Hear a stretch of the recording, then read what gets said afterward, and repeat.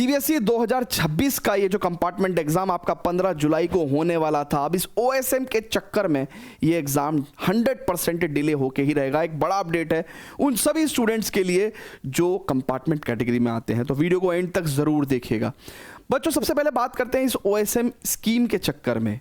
भाई साहब, आज की तारीख में CBSE officials, education ministry, YouTubers, आपका जो मीडिया है, बच्चे हैं, इवन पेरेंट्स, मतलब सब लोग इतने ज़्यादा टोटल केओस में हैं कि आज की तारीख में सीबीएसई ऑफिशियल्स के लिए कोई भी डिसीजन लेना खतरे से खाली नहीं है। मतलब जिस काम को वो यूं ही कर देते थे चुटकी में, अब वो बहुत सोच समझ के कर रहे हैं और इसी की वजह से बहुत सारे डिसीजन पेंडिंग हैं, बहुत सारे सर्कुलर्स पेंडिंग है, जिसमें से कि एक आपका कंपार्टमेंट का भी सर्कुलर पेंडिंग है, जो कि अब डिले हो रहा है, बहुत ज़्यादा डिले हो रहा है, राइट। और जिस हिसाब से सीबीएसई ने अभी रिसेंटली एक सर्कुलर निकाला है, उससे साफ पता चल रहा है कि आपका compartment exam up to 15 days तक डिले हो सकता है। तो आइए ज़रा देखते हैं मैं किस आधार पे ये बातें आपको बता रहा हूं। सबसे पहले 13 तारीख को जब आपका रिजल्ट आया तो सीबीएसई ने एक प्रेस रिलीज निकाला, एक सर्कुलर निकाला, जिसमें कि सीबीएसई ने बताया कि 2026 में 1,63,800 बच्चों की कंपार्टमेंट आई है, जो कि नहीं आनी चाहिए, है ना। इतने ज़्यादा बच्चों की नहीं आनी चाहिए, मतलब ये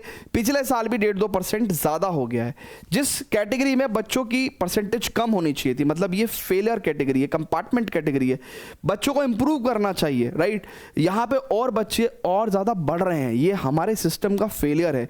अब इसमें या तो अंजना जी की तरह, अंजना जी सही कह रही हैं, हम पढ़ा नहीं रहे हैं टीचर्स, यूट्यूब टीचर्स, या फिर ऐसा हो सकता है कि आप लोग पढ़ नहीं रहे हैं, या फिर ऐसा हो सकता है कि भाई पेपर बहुत हार्ड आ रहा है, या फिर चौथा चक्कर तो बाबू भैया चेकिंग का ही है कि चेकिंग ही भाई साहब बहुत गंदे तरीके से हुई है, जो इतने लार्ज अमाउंट ऑफ बच्चे को कंपार्टमेंट कैटेगरी में रखा गया है, राइट।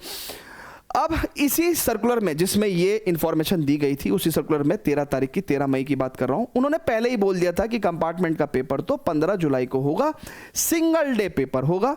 कौन कौन लोग दे सकते हैं इस एग्जाम को? भाई जिसने अभी रिसेंटली 12th का एग्जाम दिया हो, वो बच्चा पास हो गया हो, लेकिन किसी एक सब्जेक्ट में अपने नंबर बढ़वाना चाह रहा हो, इंप्रूव करना चाह रहा हो, तो एक सब्जेक्ट का इंप्रूवमेंट पेपर आप दे सकते हो। आपको ज़्यादा सब्जेक्ट का देना है तो फिर आप अगले साल वाले पेपर वालों के साथ दोगे, लेकिन अगर एक सब्जेक्ट में इंप्रूवमेंट देना है तो आप इस साल के कंपार्टमेंट स्टूडेंट्स के साथ बैठ सकते हो। कौन दे सकता है? जिनकी कंपार्टमेंट आई है वो तो बैठेंगे कंपार्टमेंट पेपर में, राइट। और वो बच्चे जो पिछले साल वाली कंपार्टमेंट कैटेगरी में आए थे और अभी तक उनका क्लियर नहीं हुआ है, तो वो भी, उन बच्चों को भी थर्ड चांस सीबीएसई देती है एक तरीके से, ठीक है। तो ये 3 तरह के बच्चे कंपार्टमेंट पेपर दे सकते हैं, जो कि 15 जुलाई को होना है। 13 तारीख में डिक्लेयर किया था ये बात, ठीक है।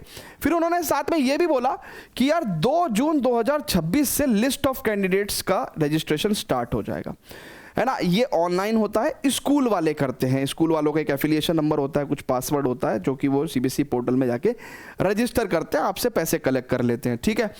उसके लिए उन्होंने कहा था कि हम एक डिटेल्ड सर्कुलर फिर से जारी करेंगे, शॉर्टली एंड सेपरेटली, यानी कि जल्दी एक डिटेल्ड सर्कुलर रिलीज होगा, है ना। और ये सर्कुलर इंपॉर्टेंट है क्योंकि उसी आधार पे आपका कंपार्टमेंट का पेपर इस बार भरा जाएगा, राइट। अब 2 जून से तो आपके कंपार्टमेंट के पेपर भरने थे, आज हम 2 जून को क्रॉस भी कर चुके हैं, अभी तक कोई सर्कुलर है ही नहीं, राइट है। सर्कुलर नहीं होगा तो किस आधार पे भरा जाएगा? इसके अलावा अभी 2 जून में सीबीएसई ने और एक नया सर्कुलर ये निकाल दिया है, क्या कि अभी तो जिन बच्चों की कॉपीज, देखिए एक बात समझिए, मान के चलिए कोई बच्चा कंपार्टमेंट कैटेगरी में, उसको शक है सीबीएसई पे कि नहीं मैं कंपार्टमेंट में नहीं हो सकता, मान लो उसके पेरेंट्स को शक है, अब उन्होंने रीवैल्यूएशन के लिए अप्लाई कर दिया है। अब वहाँ पे मान के चलो उसकी कॉपी में गड़बड़ है ना, कॉपी ब्लड आ रही है, कुछ भी आ रहा है, या पेज फटा हुआ है, बी कॉपी ही मिसिंग है, व्हाटएवर इट इज, ठीक है। जब तक सीबीएसई अपना ये रीवैल्यूएशन वाला प्रोसेस खत्म नहीं कर सकती, कर देती, तब तक रिजल्ट को आप फाइनल नहीं मान सकते, एटलीस्ट अपने लिए। तो उसमें भी इन्होंने ढील दे दी कि भाई हम तो अब 6 जून तक तो ये जो रीवैल्यूएशन और वेरिफिकेशन ऑफ द इशू है ना, इसी का प्रोसेस के लिए एप्लीकेशन एक्सेप्ट करते रहेंगे। फिर 1 हफ्ता कम से कम ये लगाएंगे भी, ठीक है, ये डिसाइड करने के लिए कि भाई फाइनल रिजल्ट है क्या, कौन फाइनली कंपार्टमेंट कैटेगरी में है या नहीं भी है, ठीक है। उसके बाद जाके कहीं ना कहीं इनको फुर्सत है कि भाई ये सर्कुलर निकालें, ठीक है। तो आप ये मान के चलिए कि 15 जून के अराउंड जो है आपका वो कंपार्टमेंट का सर्कुलर इशू होना चाहिए, 15 जून के अराउंड, जो कि पिछले साल जो है ये सीबीएसई का जो कंपार्टमेंट का सर्कुलर था वो 26 मई को आ चुका था, और तब जाके इन्होंने 15 जुलाई को पेपर कंडक्ट कराया था। इस बार तो ये सर्कुलर ही, क्योंकि 15 जून तक एक्सटेंड हो रहा है, तो आप खुद मान के चलो कि कम से कम आपका एग्ज़ाम भी 15 दिन के लिए एक्सटेंड होना चाहिए, यानी कि 30 जुलाई तक आप अपना कंपार्टमेंट एग्ज़ाम एक्सपेक्ट कर सकते हैं। लेकिन आप ये मान के चलिए कि आपकी किस्मत बहुत ख़राब है और सीबीएसई ऐसा आपके साथ कर सकती है कि सर्कुलर तो लेट निकाले, लेकिन बोले कि हमने तो पहले कहा था कि 15 जुलाई को पेपर होगा तो आपको प्रिपेयर करना चाहिए था। तो यानी कि इसे बोलते हैं एंड टाइम पे बम फोड़ना, जिसमें सीबीएसई एक्सपर्ट है। तो ऐसा हो सकता है कि आप पे एंड टाइम पे बम फूटे, तो इसलिए आप तैयारी तो 15 जुलाई के हिसाब से ही करो, लेकिन ये जो एक्स्ट्रा 15 दिन हैं, राइट, इसमें आप अपने रिवीजन के लिए आपका जो मार्क्स है वो यहाँ पे बहुत अच्छे बूस्ट हो सकते हैं। तो इसकी भी एक अच्छी खासी संभावना है, तो अपने चेहरे पे इस बात की भी मुस्कान रखिए आपको। लेकिन वर्स्ट सिनेरियो में 15 जुलाई के लिए भी आप रेडी रहिए, ठीक है। बाकी सारा दूध का दूध पानी का पानी हो जाएगा एक हफ्ते के अंदर। इसके अलावा अगर आपकी 12th मैथमेटिक्स में कंपार्टमेंट है तो आप इधर उधर कहीं पे भी आपको भटकने की जरूरत नहीं है, क्योंकि आप पिछले साल पूरे साल भटके हो तो आप इस सिचुएशन में आए हो। आप सिंपल, ये मेरा जो 12th मैथमेटिक्स का कंपार्टमेंट स्पेशल बैच है, जिसको कंपार्टमेंट के प्रीवियस सेवरल ईयर पेपर्स को एनालिसिस करके बनाया गया है, इस हिसाब से बनाया गया है कि आप इसको 45 डेज में, तो अगर आप इसको 2-3 घंटा डेली पढ़ते हो तो कंप्लीट कर सकते हो, और अगर आप इससे ज़्यादा टाइम देते हो, 4-5 घंटे 6 घंटे डेली पढ़ते हो, तो आप इसको मुश्किल से 25 दिन में ख़त्म कर सकते हो। 25 दिन में काम ख़त्म, आंख बंद करके आप मतलब इस बैच पे विश्वास कर सकते हो।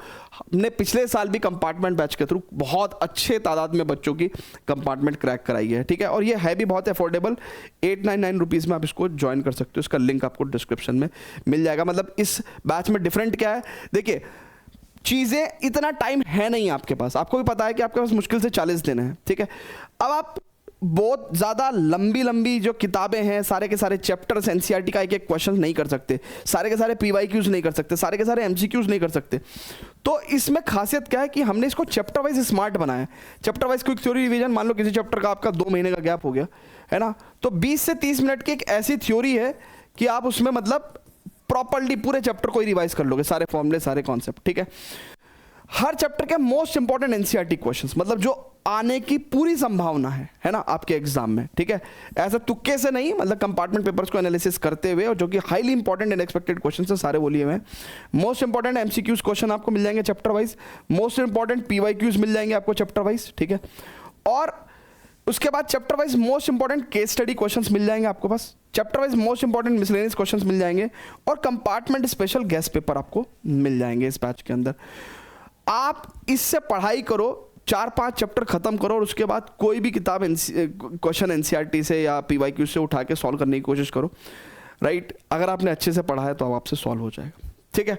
तो ये बहुत ही मतलब highly effective compartment special batch है, तो इसको आपको ज्वाइन करना चाहिए अगर आपके पास आपकी मैथ्स में कंपार्टमेंट है तो। बाकी चैनल पे बने रहिएगा, कंपार्टमेंट से रिलेटेड जो भी इंफॉर्मेशन है वो मैं आपको प्रोवाइड करता रहूँगा, ठीक है। लव यू ऑल बच्चों, एंड बिल्कुल भी टेंशन नहीं लेनी है, सब अच्छा होगा, बढ़िया होगा, और निकल जाएंगे यार हम इस फेज से भी।